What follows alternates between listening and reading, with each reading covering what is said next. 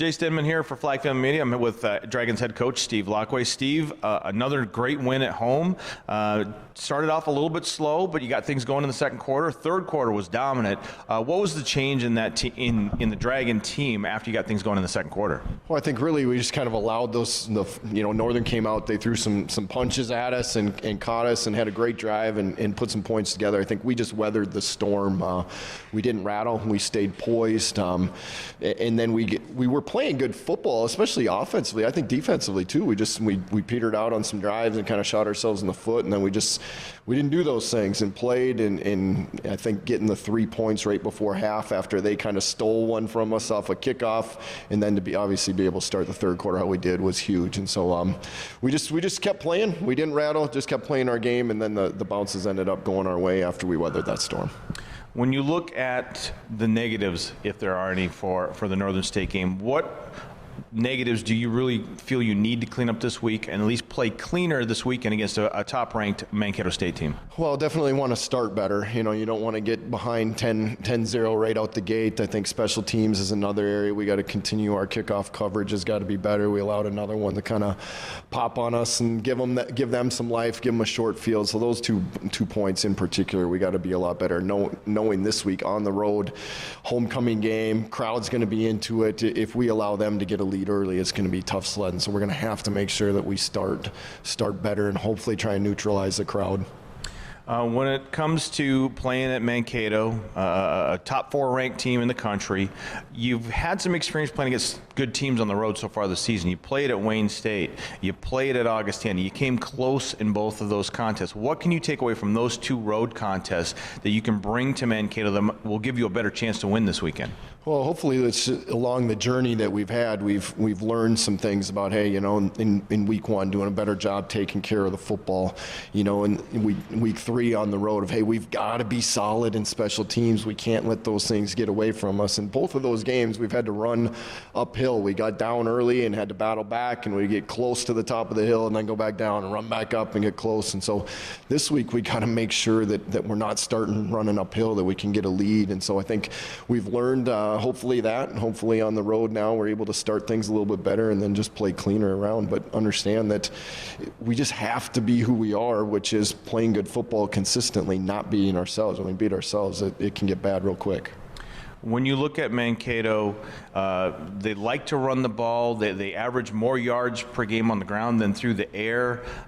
So my first thought as a commentator is, do you have to focus this week then on controlling the clock? And I don't want to say take away from your big play capabilities, but are you more concerned about trying to dominate the time of possession and keep the ball away from them a little bit more? Well, I don't know that we can dominate the time of possession with the style they play. They're a dominant run game. I think they're one of the top, run offenses in the nation. If you look at it, they're back, I think, in one game can get as many yards as we've had in the entire season. Now, on the flip side, I think their leading receiver has 11 catches, which we've had multiple situations where we've had guys more than 11 catches in a game, not a season. And so it's like 2 conflicting styles of play here. And so our style is what it is. It's probably not going to hold the ball forever, but what's important is their style does grind up some clock. So every possession in this game is going to be important, whether it's defensively getting stops or offensively has to score. And at the end of the day, if you're scoring on your possessions, whether they're a long possession or a short possession, if you're scoring on possessions, things are going to be okay. And so we just got to be able to make sure that offensively, when we have it, we got a shot to be able to score, and defensively, we got to slow them down and hopefully limit, not touchdowns, but field goals. When we look at the Dragons, James and I have been covering you guys now this season. We're pretty familiar with you guys' offense, and I like to spread the ball around to different athletes and put them in space to make plays. But now, as an offensive coach, you look at the Mankato State defense. What do they do well, and what types of things do you need to do well to be able to get a victory against them? Yeah, they do a really good job really making things kind of bounce to the outside. And so, you look at the inside part of their defense, they're going to try and force things to the outside. And that makes it difficult because you want to play the whole field, but then you have a hard time getting to the middle of the field. And so if you can get in there, you can make some things happen, but it's difficult to get in there, which means now on the outside, there's more cover guys out there in those spaces. And so we're going to have some different than what we've seen any other week. And so we're going to have to try and find some different ways to balance the inside and outside, because not only are we trying to be balanced with the different athletes that are getting the ball in space, but the places they're getting it in space. And so this one's going to be a difficult one this week in getting into some of those spaces. And so, we're going to have to be able to do that. Last weekend, we saw Jacob Vetter score a touchdown on a pass, a little short pass at the end of the game.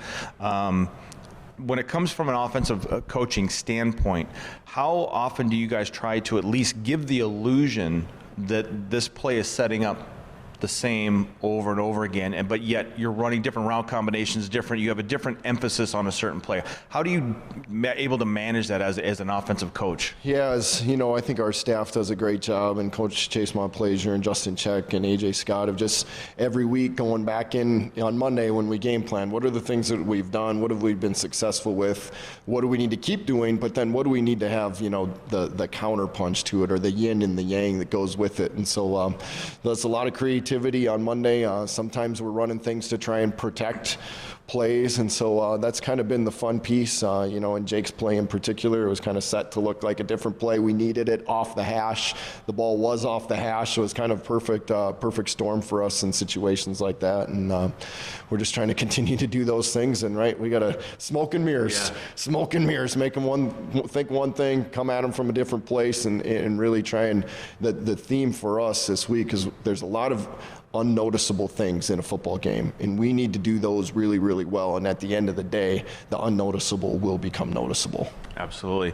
Last question I have, big game like this against a top-ranked type of opponent, do you have anything in your bag of tricks? Not giving them away, obviously, Coach, but is this the type of game that you maybe want to pull out something out of your bag of tricks that nobody other team has seen so far that might give you a chance to win? Or do you hold on to a secret play, if you want to call it that, for later on in the season if you do have, say, just a close game? Yeah, well, I'm not a big bag of tricks guy. I think this year on some of our 2-point plays, we've run a reverse and a half wide receiver pass. We've run more trick plays in this season already than we have in the first 12 years that I've been here. So if there's any knock on me, I always get constant complaints. So we don't have any trick plays, and so I'm not. That bag of tricks isn't very deep, and we've used probably everything that's been in there for the last decade here in the first 5 weeks. So I don't know if there's a lot left in there.